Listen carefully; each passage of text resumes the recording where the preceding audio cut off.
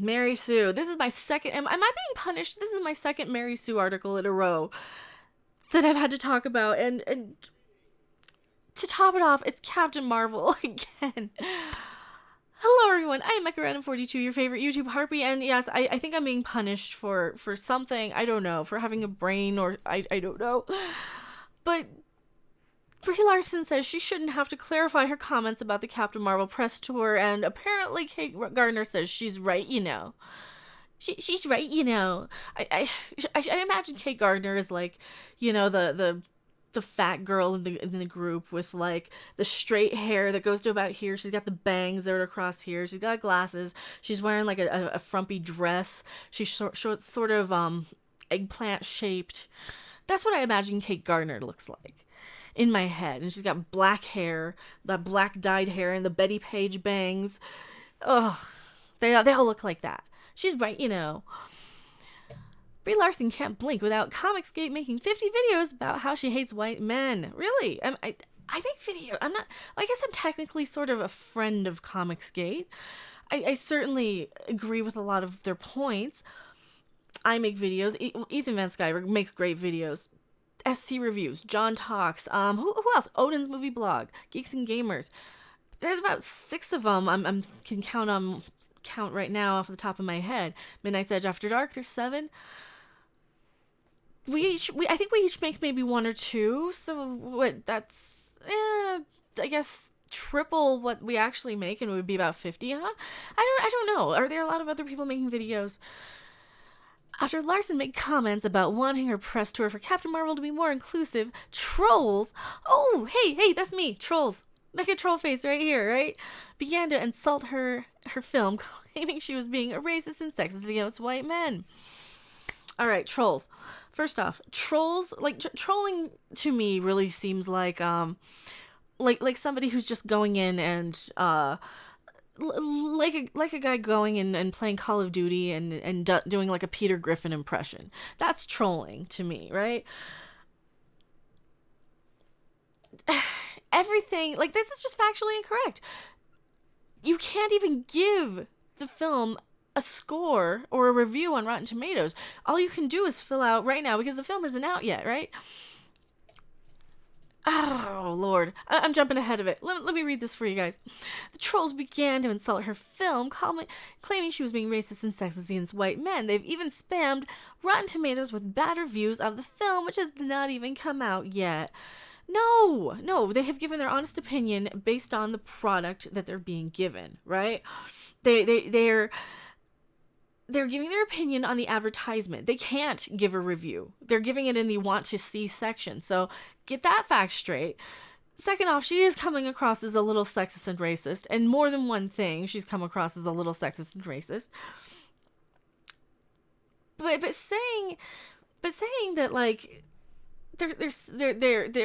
so what, we're not allowed to tell you our opinion of the commercial that we're being given? The commercial you're giving us basically is kind of like going to Sam's Club on a Saturday afternoon, right? You're going to Sam's or the grocery store or whatever, going to Costco, pushing your cart along, and you're going by the cheese samples, and they say, hey, you want to try some brie?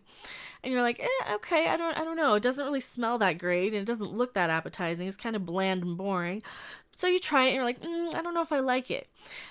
I don't think it tastes very good. It leaves kind of a funny taste in my mouth, and it's a little stinky and smells like feet. Yes, I don't remember what brie tastes like.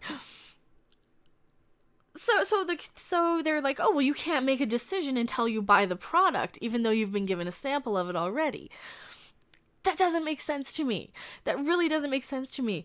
We have snippets. We have the bite-sized snippets in the trailers, the promotional material, the interviews, the marketing, the magazine covers.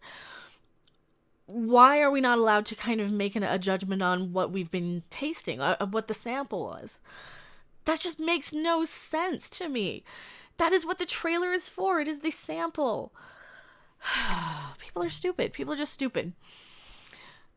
And like I said, yeah, they're not even making reviews of the film. They're just leaving whether they want to see it or not in that section. Larson has now come forward and clarified her comments in an interview, saying, what I'm looking for is not to bring more seats up to the table. No one's getting their chair taken away. There's not seats at the table. There's just more seats at the table. And yeah, this is the interview where she's shaking her head violently. right? And you could watch the whole clip below. You know, let's watch her again. Let me see. I love this. I love this picture of her. I mean, it's hard for me to comment on that because I don't know what the headlines were or what was said or what I said or what people think that I said. I don't remember what I said. All either. that I know is like, what I'm looking for is to bring more seats up to the table. Yep. No one's getting their chair taken away. There's not less seats at the Why table. Is she shaking her head no and her eyes are getting big? I love that you're doing that. And please, this bothers me about her body language in that interview. She's just shaking her head no. Her eyes get really big. It's very clearly rehearsed or acted or something.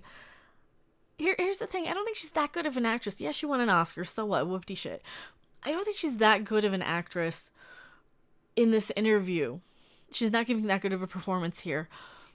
To convey the fact that she's not lying. I mean, she's shaking her head no. Her eyes are bugging out. Like, that's not what she said at all. She knows that's not what she said. And I think maybe she genuinely doesn't remember her actual comments. So that's why she's shaking her head no so much. But, oh, Lord. Larson handles it beautifully, but the thing is, she shouldn't have to clarify that she isn't some man-hater. That was never the point of her original quotes, or other quotes she's made about diversity in film criticism. Larson is using her position of privilege to uplift women, especially women of color, because she's an activist and an advocate. She's not trying to take film journalism away from gatekeeping white men, but rather level the playing field. Alright. Again, her heart might be in the right place. Her head's up her ass, though. She can't see 2 feet in front of her and realize that comments have consequences.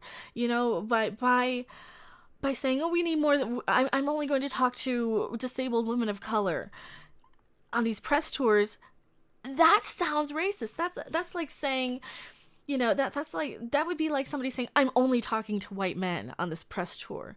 Just replace anything that she says with, you know, oh, what I'm saying is I don't hate black people. Try and replace it with black people and see how far she would throw it, right? Or how far that would fly.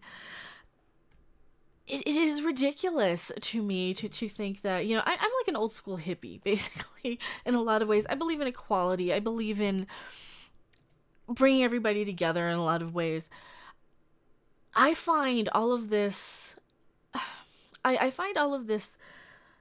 diversity, virtue signaling, patting on the back crap. I find that to be very childlike. You know, it is something that like a little kid would do without having any understanding of what they're doing. You know, it's like when they pick up the phone and try and pretend to text, and they don't really know what they're doing because they can't spell, but they're trying to emulate what adults are doing.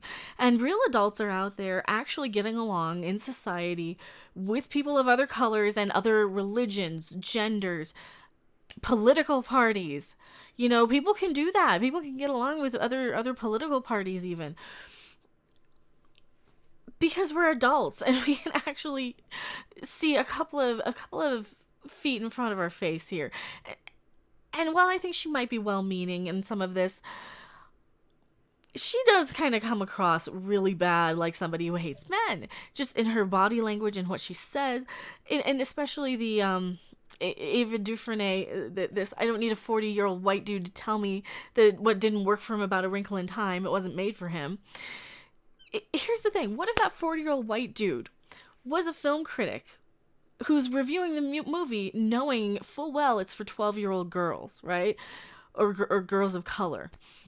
And he goes in and he knows, okay, these are the type of things that this sort of girl would be looking for. And he can score that movie on that alone and how engaged it is. He can, you know, a real genuine film critic who knows what they're doing would do that sort of thing. And to say that they're not allowed to review it or watch it because you don't think that they should be watching it is sexist and racist.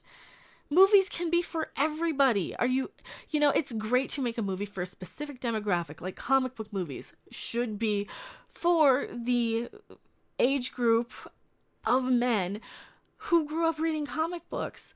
So like 45-year-old men. That should be the target demographic of this. Why is there a double standard here with A Wrinkle in Time? where that only 12-year-old girls of color can watch it or whatever. Or to a woman of color, you know? What he's saying is if you're making a movie that is a love letter to a woman of color, there's an insanely low chance that a woman of color will have a chance to see your movie and review your movie. Why? Why is there an insanely low chance? If you market it to the right group of people, it's just bullshit that people think this way. It really sucks that reviews matter, but reviews matter. We're expanding the film to reflect the people who buy movie tickets. Oh, like the 45-year-old dudes who buy movie tickets to Marvel movies that you might be pissing off by running your mouth. Yeah. See, like I said, she's very young and childlike, trying to play adult, trying to play smart person. And she doesn't know what she's saying. She doesn't realize who she's offending. She's putting her foot in her mouth. She really needs some wisdom here. She's very much a very young sort of spirit of person. And I don't mean that in offense to people like age-wise. I think I mean that more maturity level. Because, you know, you find all the times, I've been dealing with 60-year-old children today, so I kind of know how that goes. There is a difference here between wisdom and maturity and all of these things. So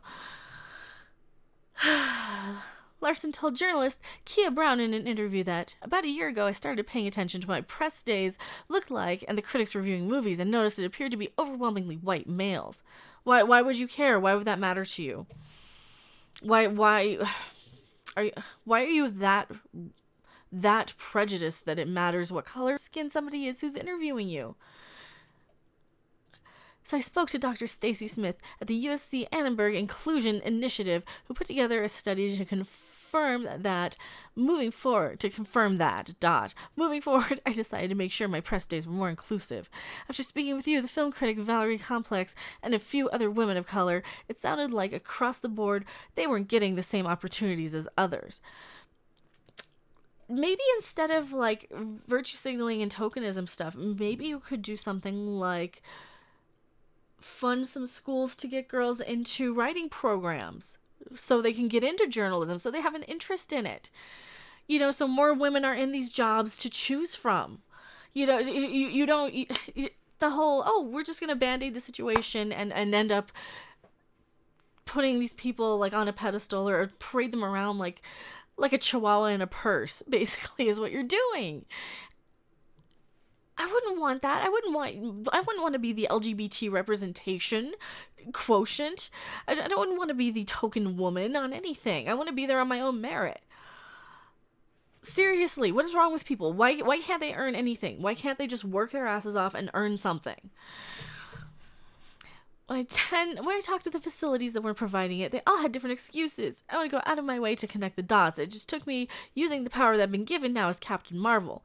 The role comes with all the privileges and powers that make me feel uncomfortable because I don't really need them. See, here's the thing though. Wouldn't her Oscar have done that more for her than Captain Marvel? Now, what does that say about the Oscars, huh? Nothing in either of her immensely important quotes say, I hate white men and they shouldn't see movies. However, Brie Larson is an outspoken activist. Her words are misinterpreted by men. Oh, and women. I'm not a man. Like, really, not, these are real. Not a man. I hate that.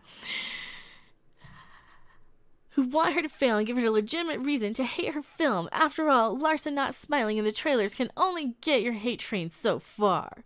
Well, guess what? It's her personality. It's the fact that the cat's more interesting than her. There's a lot of stuff wrong with that. Oh, let's show these boys how it's done. There's a lot of stuff that's off-putting to me as a woman. Alright? I'm tired of being pandered to like that. Captain Marvel is outpacing early ticket sales for properties on both sides of the Marvel and DC aisle, including Aquaman and Wonder Woman. The trolls, as much as they wish, most likely not negatively impact the final box office for the film, which has been receiving stellar reviews. But it's important to acknowledge that a lot of what Larson has dealt with is intense sexism because she's a politically vocal woman, and the trolls don't like that. But you know what else they don't like? They don't like outspoken women like me. My opinion gets squashed all the time. Because I don't conform to what your little vag posse decides is normal, right? I conform to what I believe is right and what I feel is fair and equal, right? So I get discriminated against all the time. You don't hear me out there saying, I need representation. No, I just work my ass off and I yell and I say, hey, I'm a woman. You're not taking my opinion seriously. And I basically have to do what, the actual equal rights feminists used to do in the 70s, where they're like, hey, I'm a woman and you're going to take me seriously because I'm here for a reason. And a lot of the time, they would be taken seriously. And a lot of the time, they would be shushed and hushed out of the room and said, go get me coffee. The point is, you have to kind of rise above some of this, and you have to get to a point where you can't just parade people around. You have to take some personal responsibility. And that's what I do. And I'm not trying to discredit anyone in their journalism fields who have been discriminated against. That's not what I'm saying at all. I'm just saying Brie Larson needs to think a little bit more before she goes around saying anything about activism or the patriarchy or any of those sort of things. Because that is going to leave a bad taste in our mouth at the sample table, I don't know. What do you guys think? This one's a little bit longer than I kind of intended it for being. But yeah, thank you guys so much for watching. You can send your angry letters or presents or whatever to MechaRandom42, PO Box 1566, Loveland, Colorado 80539. I have Patreon. I have Twitter. I will link those in the description below. Thank you so much. I will see you guys on the next video or live stream. Bye! Thanks for watching. If you liked it, make sure to hit that like button. And if you want to see more, don't forget to subscribe. See you in the next video. Bye!